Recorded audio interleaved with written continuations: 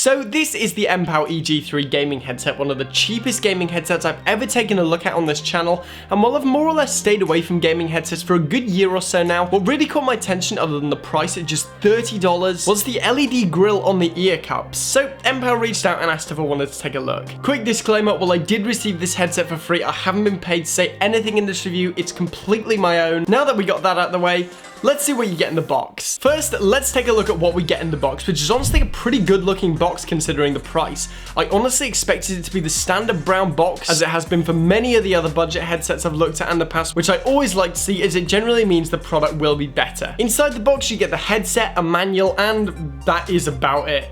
Like, it's very minimalist. There's no dinosaur looking archaic DVD to install the drivers. Good, but there also isn't any real protection.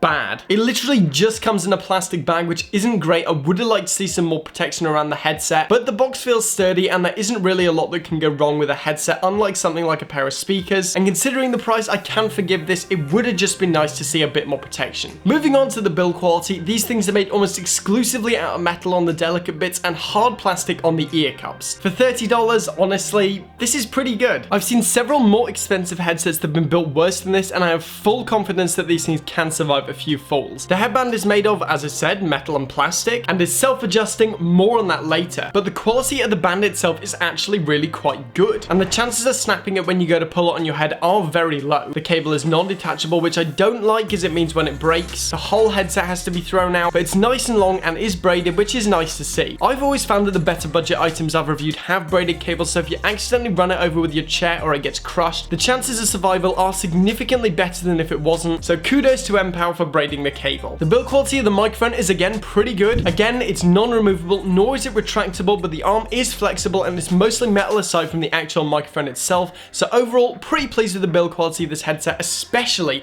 for $30. Moving on, we have appearance. Now, as I said before, this was one of the main factors that made me super interested in reviewing this headset in the first place. On both ear cups, there are LED grills that shine a coldish white light out of them, and this really does make the headset look incredible in person. They have a very industrial look to them, and I actually really like the way they look. The ear cups do look very large in proportion to the rest of the headset, but I think this is just because of the headband, and they aren't actually that enormous in real life. Next, we have features. This headset has USB connectivity, which I actually personally prefer over a 3.5 interface when it comes to headsets, purely because it combines the headphone and mic jack into one easy-to-use jack. They also feature 50mm drivers, a nice and wide frequency range of 20Hz to 20kHz, and a load of other tech specs that you can read here if you're interested. But generally, they are pretty good. There's also a volume wheel on the back of the headset, so you can adjust your volume in real time, and this is going to be super helpful for console gamers. For everyone else, please check that you got your volume turned up on your computer. It won't be audible till you turn it up a little bit. Your headset is not broken. Don't send it back. It's made out of plastic and actually feels really smooth, so it's generally a nice to have. Following this, we have comfort, and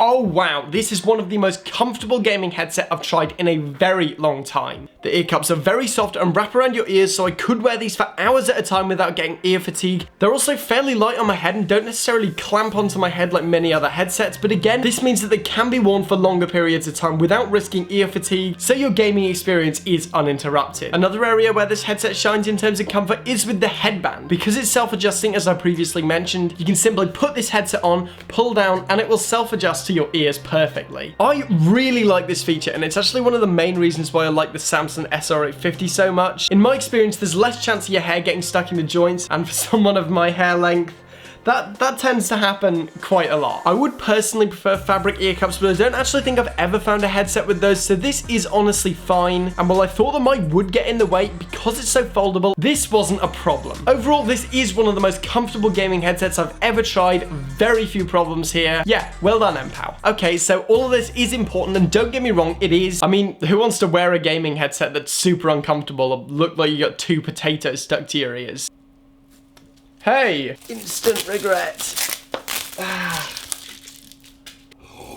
And that's the last time I ever attempt a practical demonstration. But what really matters when it comes to a gaming headset is sound quality, microphone quality, and overall gaming experience. So how are those? First of all, we have the sound quality, and the first thing I'm going to say here is that this headset is very typical of most other gaming headsets in the way that it uses the stereotypical gaming sound quality. This is usually done through an EQ, and in this case, after looking through the box and listening myself, it has a fair push to the bassy end of things, a pretty substantial cut to the mids, which I personally don't like, and another push to the highs so you can hear where things like bullets are coming from. When gaming, this can be super helpful because most of the time you don't actually need to listen to the mids, and the bass boost will make things like explosions seem even more immersive. If you've ever wondered how gaming headset makers make explosions seem so loud, it's done through what's known as an EQ. What they'll do is they'll boost the lower frequencies in the EQ spectrum. This is also known as the bass boost, and that will make bassy things such as explosions seem louder, like they do on Beats headphones. But what does this mean for regular old listening when you're not using your headphones for gaming? Say you want to double these up as a pair of music listening headphones, or simply listen to some music between matches. Well, certain types of music will sound really great, but others will be almost unbearable. When I was shooting the B-roll last night, I was listening to Future's The Wizard,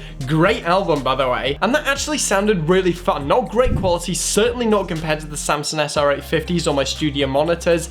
Kind of unfair, I know, but it was fun because it made the bass really pop and the hi-hats rattle just that little bit more. But when Apple Music decided to start playing Blonde by Frank Ocean, the experience changed completely. Yeah, it sounded like trash. This morning I also went to listen to some Periphery, and again, that didn't sound great. Not as bad as Frank Ocean though. I mean, that was the pinnacle of terrible. Now this is because these are two artists who heavily rely on vocals, especially Frank Ocean, which if you didn't already know, fall in the middle of the EQ range, which it ended up giving Frank some really weird vocal effects because most of the time he's in the mids, but sometimes he will shift more towards the highs, so it'll almost be like his voice is getting louder, then quieter, then back to loud again. It was very weird, especially when he does his bit in solo, which goes like,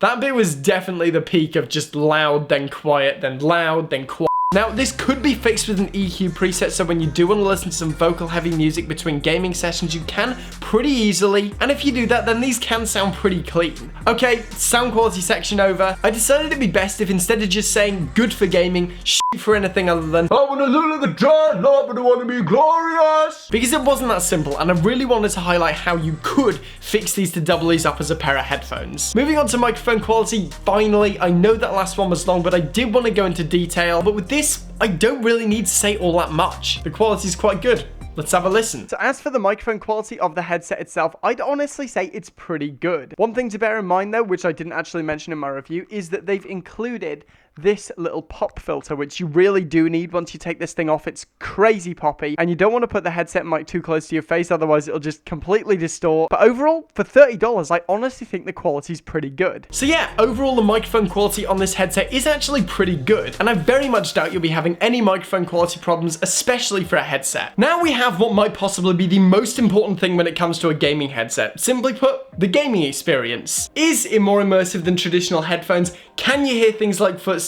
And overall, is it good for gaming? First off, we have immersion. Compared to traditional closed-back headphones for reasons that we talked about before, the MPOW EG3 is significantly more immersive than standard headphones thanks to that hefty bass boost and a sharp treble boost, so it actually sounds like the explosions are making more of an impact rather than being so flat. The treble boost actually helps with the second point significantly. This is because it allows you to hear footsteps easier. I play a lot of FPSs, and because of the sharp treble, I could easily hear enemy footsteps, which helped me get an advantage over other players who may have literally just been playing on TV speakers. I was crazy into FPSs a few years back, so footstep awareness was very important for me, and I'm pleased to say that these work just fine. Something I would have liked to see would have been a wider soundstage, considering that these have that open back look, and again, this helps you to be more immersed in your game. The MPOW EG3s don't even come close to the Samsung SR850s, which are only semi-open back, or even my standard speakers, and the soundstage isn't all that wide. If that's an issue for you, then in general, I would recommend taking a look at the Samsung SR850 Master 850s. I did a review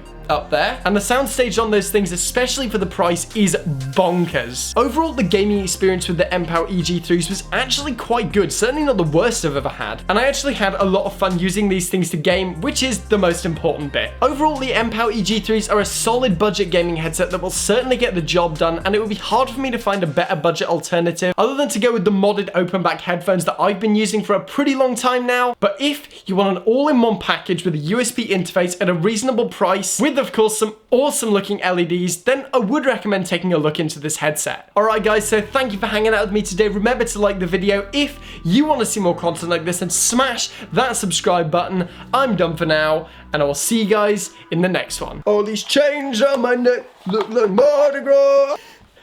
What a way to end a video. Alright, see you guys next time.